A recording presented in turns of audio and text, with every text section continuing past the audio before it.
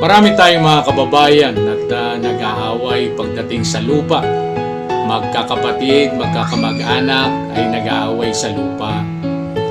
Alam nyo ating mga kababayan, kapag minanat po nyo yan lupa at ibinigay na sa inyo at pinarti-parti na ng inyong mga magulang o kamag-anak po ninyo, ay huwag nyo nang pakialaman yung sa iba nyong mga kapatid. Kahit na namatay yan, ay dapat mapunta sa kanyang mga anak yan. Kasi po, ating mga kababayan, tignan nyo na lang po ang sequences na mangyayari kapag pinili nyo po.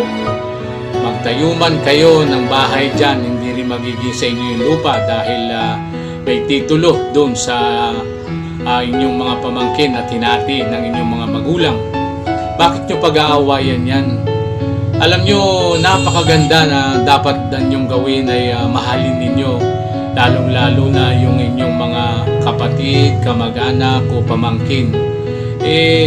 Kaya nga hinati-hati ng inyong mga magulang yan para wag kayong mag-away dyan. Pero kalimitan dyan ay pati yung pag-aari ng kapatid bukit namatay, aangkinin pa. Abay, buksan po ninyo ang kaisipan ninyo.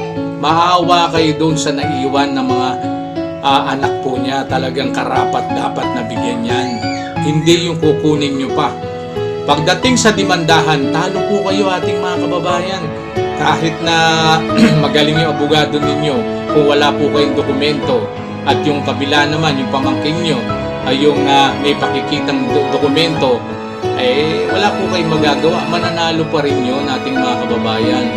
Nagasusan na kayo, at yung kinuha nyong abogado, abay babayaran nyo po yan. At kapag yung kamag-anak nyo ay naunang kumuha ng PAW, hindi na po kayo entertaining ng PAW, kukuha po kayo ng private lawyer. Buksan po ninyo ang kaisipan ninyo. Sa konting lupa, huwag nyo nang pag-awayan. Alam nyo po, gagawin manalangin na lang po kayo sa Panginoon.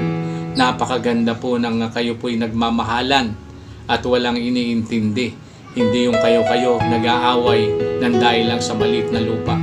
Hindi natutuwa ang magulang ninyo sa nangyayari sa inyo. Dapat ay magbigayan kayo. Dapat magmahalan kayo. Hindi yung sa kakaperanggot na lupa ay aangkinin ninyo.